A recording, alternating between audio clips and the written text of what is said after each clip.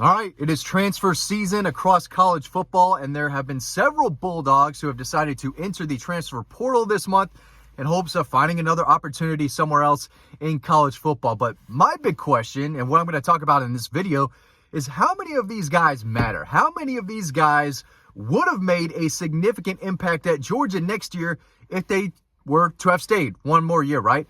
I don't think it's that many guys. I'm going to talk about it right now. Of course, you can read this story that I'm talking about over on Dawg Post. The story's already written. Transfer Tracker, keep track of all of the guys who are entering the portal. A lot of them just aren't that big of a deal. I'm not trying to be mean, but a lot of the guys who have entered the portal looking for other places are because they're not playing at Georgia.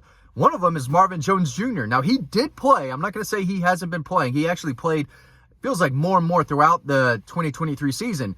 But 2 years into this, former five-star, right, with no ties to Georgia, hasn't really turned into the elite pass-rushing, dynamic player that a lot of people thought. Through 2 seasons, 16 tackles, 2 sacks, 1 forced fumble, 1 fumble recovery. That can be replaced. That can easily be replaced. He probably would have played a little bit more next year, but Georgia is not, the sky's not falling because Marvin Jones Jr. did not turn into the 5-star. A lot of people thought he could. He might at the next level somewhere else, right? Next year.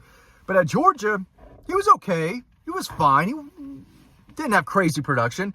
It just is what it is. He's from Florida. Probably going to go back down there next year, play somewhere else. So he's probably the most productive guy to enter the portal, but it's not a big deal. Brock Vandagriff had to leave, right? Another former 5-star. Waited his turn patiently. It never came. With Carson Beck likely coming back, Brock Vandagriff had to leave. He's at Kentucky. Happy for him. Hope he does great things there. Xavier Sori, another 5-star defender from Florida.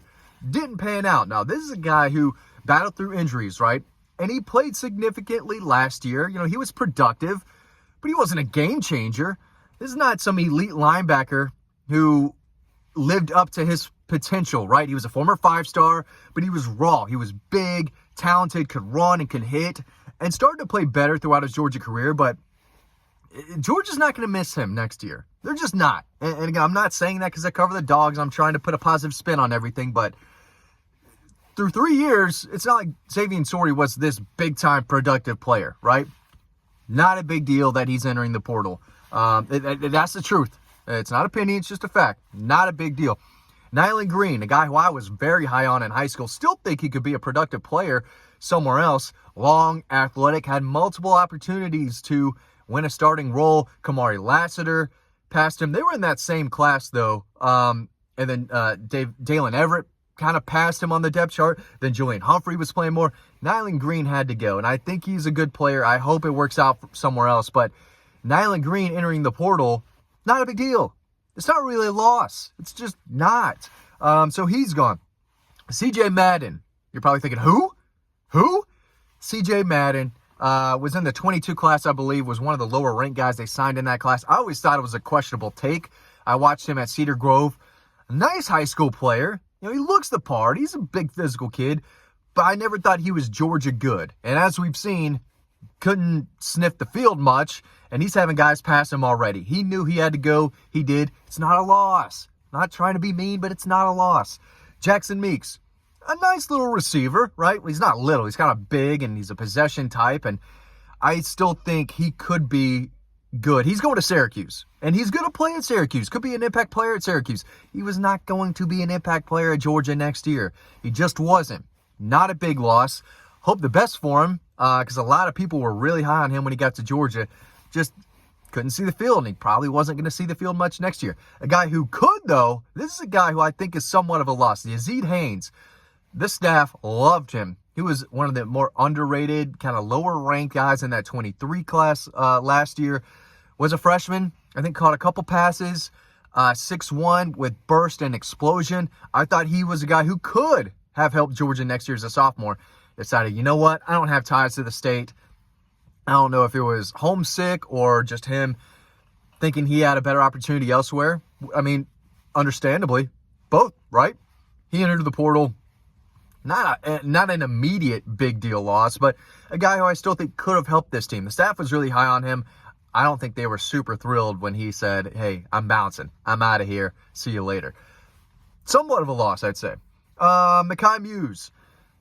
Great story. Great story. He probably muffed 1, 2, 3 more punts than people would have liked. I don't think he lost a punt this year, but dude was bobbling that ball all over the place. Now, when he has the ball, he's shifty, right? He can make some plays. He can return some. And he was a decent, pass catcher too. Helped in the screen game, has some explosion. It's early. It is before 9 o'clock on this Wednesday. So if I stumble on some words, I've only had 2 cups of coffee. I'm probably going to stumble over some more words. Explosion. That's what he brings. But he wasn't going to be starting over some of these receivers coming that should be making an impact next year, right? I did a terrible job explaining my thoughts. My brain and my mouth, they're not cooperating right now. It happens. I went to Kennesaw State. My brain doesn't work as well as it does with other people. That's fine. That's okay. We're going to keep rolling. Aliyah Ball. Who? Yeah, if you don't know who that is, I don't blame you. Kid wasn't going to sniff the field next year. Didn't sniff the field his first 2 years. Had to go. Big offensive lineman from IMG Academy, was one of the lower ranked guys, and I think that 22 class. There's no spot for him. He wasn't going to play at Georgia. Had to go, and he's gone. If you don't know him, the experience is over with Aliyah Ball. Austin Blasky, veteran, tough, physical offensive lineman who could play tackle, guard, center. Patiently waited his turn, and I know the staff loved the drive, the effort, the competitiveness that he brought to the team. Still think he's a pretty good offensive lineman. His eligibility, I think he only has 1 more year. And with multiple guards and tackles coming back next year, he's not guaranteed a starting role. Feel like he had to leave. Kid loves Georgia, and I think wanted to find a way to stay and earn a starting job. Just wasn't happening. He had to go. Good player, and he provided some quality depth. There's no doubt about it. So he's the guy who I think the staff would probably like to have back. Totally get why he had to go and find another place. Jonathan Jefferson, reserve defensive lineman, barely played. I say barely played. He barely made plays. He saw the field, not a lot, but some. Not a playmaker, not a game changer, not a guy that was going to help Georgia's defensive line next year. E.J. Lightsey, reserve linebacker. Same type of deal. Dude's getting passed by some young freshman linebackers. There's no future with E.J. Lightsey at Georgia if his goal is to become an impact player, a starter, and do all these things that in his head he probably thought he was going to be able to do. Had to leave. He's not as good as the guys behind him, in front of him. Dude had to leave. Jared Zirkle, kicker. There's only one starting kicker. He wasn't it. He had to go. So, again, I just went down the list. Marvin Jones Jr., they could have used next year.